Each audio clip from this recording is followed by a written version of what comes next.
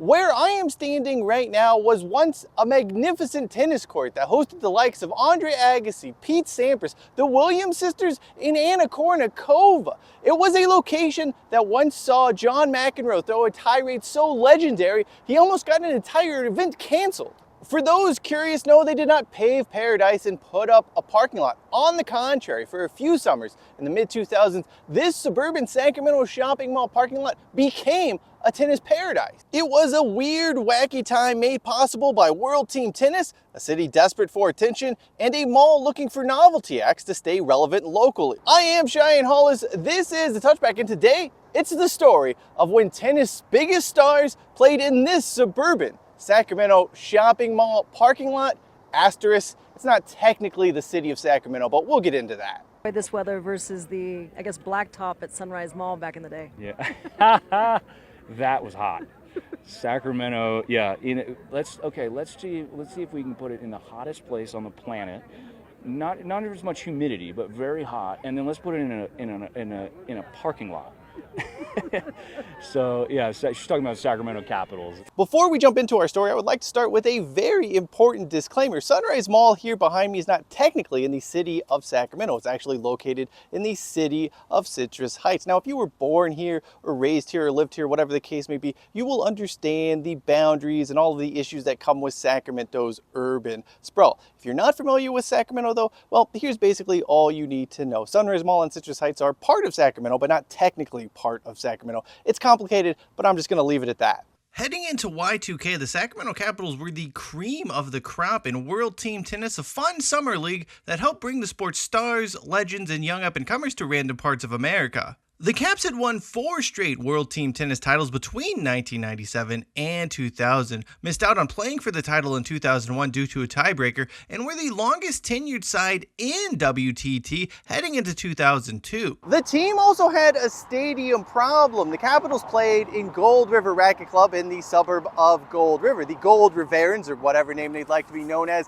down the road here on Sunrise Boulevard, did not enjoy the noise and traffic the team brought with them on game days. Apparently they thought it interfered with their exclusive private community. I kid Gold River, at least a little bit. For months, Capitals owners scoured the Sacramento suburbs looking for suitable sites only to come up empty-handed. In fact, only a single plan seemed to be feasible, and it was the most preposterous of them all.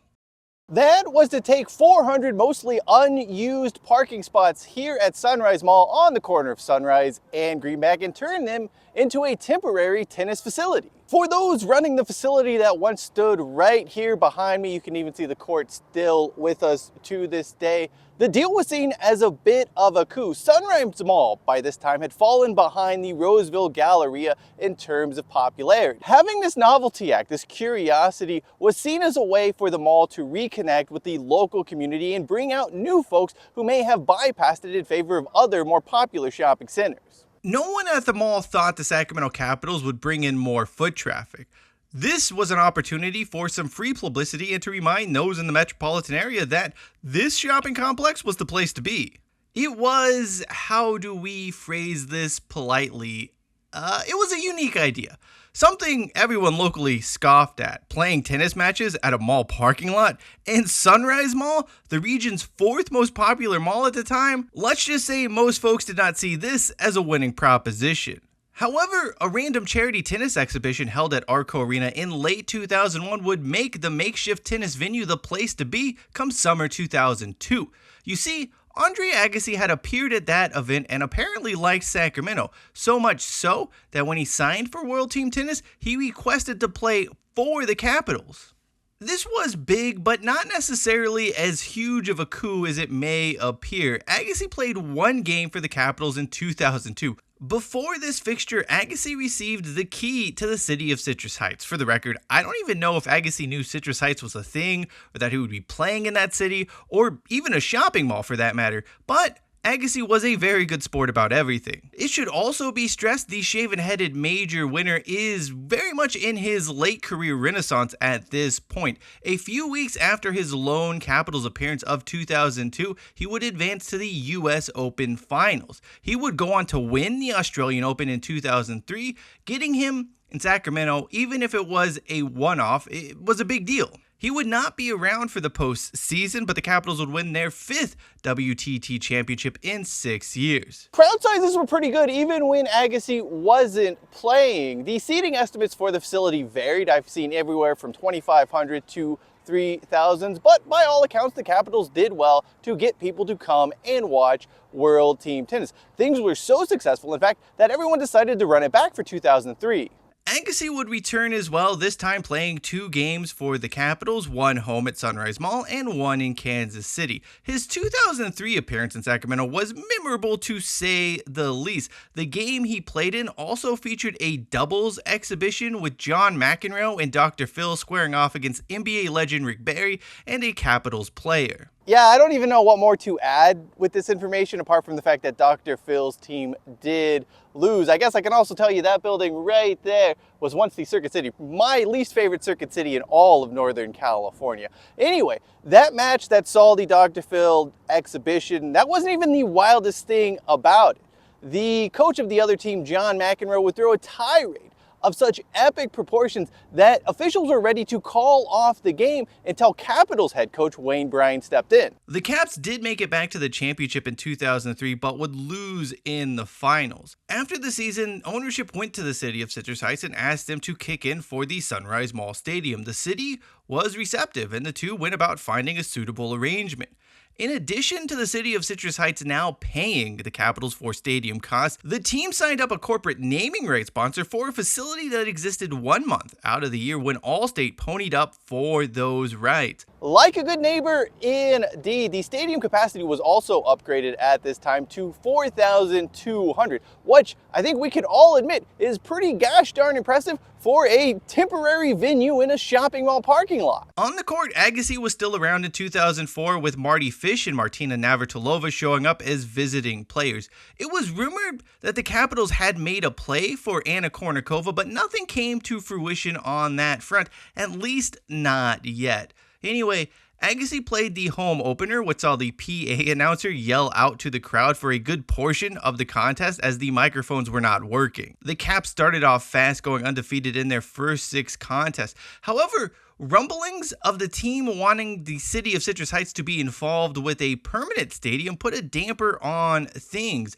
World Team Tennis founder Billie Jean King even flew in to town for talks. This highlights a very weird disconnect between where World Team Tennis thought it was and where it was going and the reality of the current situation. The reality was the Sacramento Capitals had been around for 20 years by this point, and at no point had anyone in the city of Sacramento, Citrus Heights, or any of the other mini suburbs around this metropolis shown any inclination to build a permanent facility for the team. Why spend money on a new stadium, a new facility, when you could simply throw up temporary bleachers right here in this shopping mall parking lot and bring out thousands of fans? World Team Tennis, believing it had any leverage here, was a gross miscalculation on its part.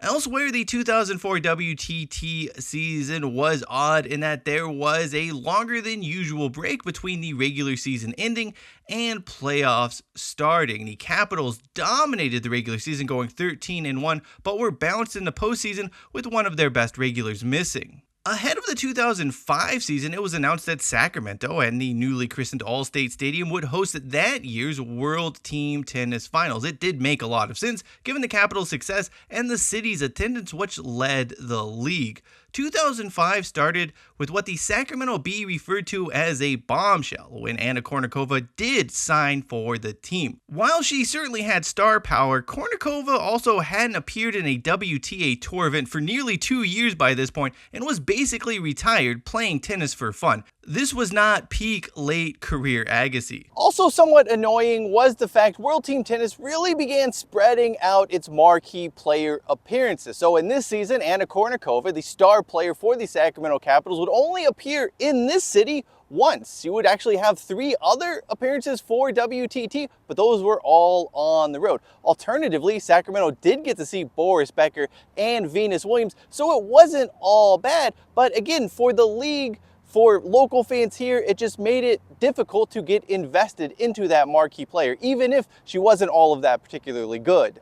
Plus, one lucky fan got the chance to serve as Kournikova's towel handler. Just keep those essays tasteful, people. Around this time, it starts to feel as if things aren't going as great for the Capitals as the team would have you believe. Seemingly, just about everyone in town was giving away tickets to games at Sunrise Mall. In particular, radio stations up and down the dial, AM and FM sides, were giving the X number caller a pair of Capitals tickets. Whatever momentum the franchise had built was slowly grinding to a halt. The WTT finals did take place here in Sacramento, but the Capitals would have no part in that clash. They had fallen to Newport Beach in the semifinal. There wasn't much in the way of fanfare for the Capitals heading into the 2006 season. Kournikova was back as the team's marquee player, and Pete Sampras would be dropping in for a game as a visitor. Beyond that, this was the last year of the team's 3-year agreement with Citrus Heights. Little progress had been made toward a permanent stadium. While ticket sales were okay, things were not at the level of previous years. The season came and went, with the Capitals losing again in the WTT semifinals. Then, shortly after that, the team announced they were leaving Sunrise Mall, not for a permanent home venue, mind you, but to go play in another shopping mall parking lot, this time at the Roseville Galleria. That mall was expanding and needed a signature feature. Tennis was one of the few proven options available. For Sunrise Mall, for this very parking lot that once hosted the likes of Andre Agassi, Anna Kournikova, the Williams sisters, and I guess Dr. Phil, it just sat empty. Like, really empty. The mall, the parking lot, the entire shopping complex has just been on the decline. Ironically, the Capitals and those running the Roseville Galleria spent a lot of time talking about the long-term nature of their partnership, how this was going to last. About that, the team had become fairly anonymous up in Roseville after a few seasons. The Galleria did little to promote them, and the team itself wasn't exactly thriving. Case in point, early in 2010, Capitals co-owner Lonnie Nielsen was arrested on grand theft charges and accused of embezzling nearly $1 million. He would get 7 years in prison for his actions. Hoping to recapture the spark of days gone by, the team returned to the parking lot at Sunrise Mall for the 2011 season, albeit with the capacity scaled down to 2,400. This was about 2,000 fewer seats from the team's mid-2000s peak at Allstate Stadium. The season came and went, but Sacramento had gone from one of WTT's top markets to sort of an afterthought. Serena Williams did make an appearance here, which was cool, although it was for the opposing team. The Capitals star player in that 2011 season was the steady but hardly spectacular or well-known Marty Fish. Locally, interest had waned. After the 2011 campaign ended, bigger problems took shape. Caps owner Bob Cook filed for bankruptcy, throwing the team into uncertainty. A former owner stepped up, saved the team, but things are not exactly going well. 2012 came and went at Sunrise Mall, and basically the only reason why anyone knew the team was playing is because this huge structure showed up in the parking lot of the mall every summer. Attendance continued to decline, owners were coming and going, it was just messy all around. By 2013, Caps attendance had fallen to about 1,400 people per game. With no new venue in Sacramento forthcoming, the side's latest owner announced the team was going to move to Las Vegas.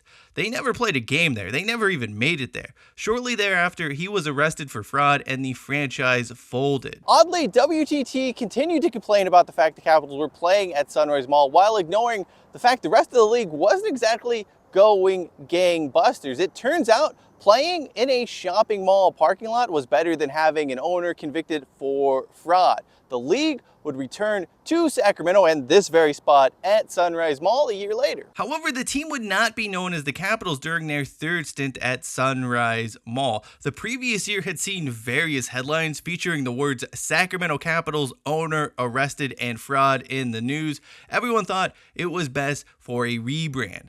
Known as the California Dream, owners would experience a nightmare, losing huge amounts of money, not paying vendors for their time at Sunrise Mall, and really just having a bad experience.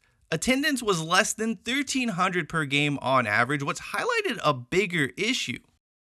Sunrise Mall was on the decline. Time had passed. this place by, and no one had any ideas on how to turn things around. Going back to the World Team Tennis Well was an uninspired attempt to recapture lightning in a bottle. Make no mistake, the Sacramento Capitals' first go-round at Sunrise Mall was a success. It helped boost traffic and increase sales at many of the stores and restaurants. There is a reason why the Roseville Galleria poached the franchise. But by 2011, World Team Tennis was, just like the mall, on the decline. In 2015, it was two sides trying to connect on a Hail Mary that never had a chance. World Team Tennis is on hiatus, perhaps permanently, which means it is unlikely the Sacramento Capitals will ever return here to Sunrise Mall. However, the city of Citrus Heights does have a plan for this very site. The Sunrise Mall specific plan lays out an ambitious vision, including residential, hospitality, retail, commercial, and community green spaces that will transform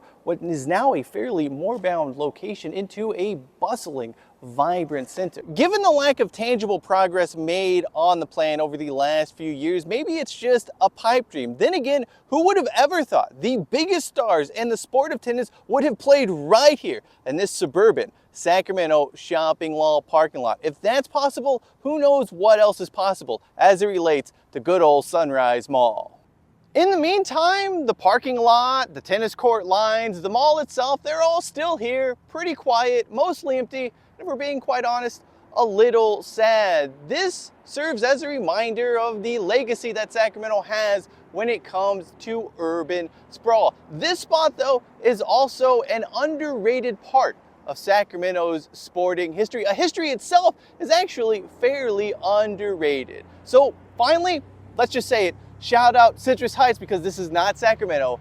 This is, of course, Citrus Heights, and I want that fact to be known, mostly so all you Citrus Heights people don't just scream at me in the comment section. To everyone, though, who watched this video, thank you. And if you would like to know where I would put a baseball stadium in Sacramento and all of the various suburbs and other cities, check out the video somewhere on your screen right now. Until next time, I'm Cheyenne Hollis. This is The Touchback, and as always, hashtag take it out to the 25. And if you're in the area, why don't you go stop by Sunrise Mall and give them a little business.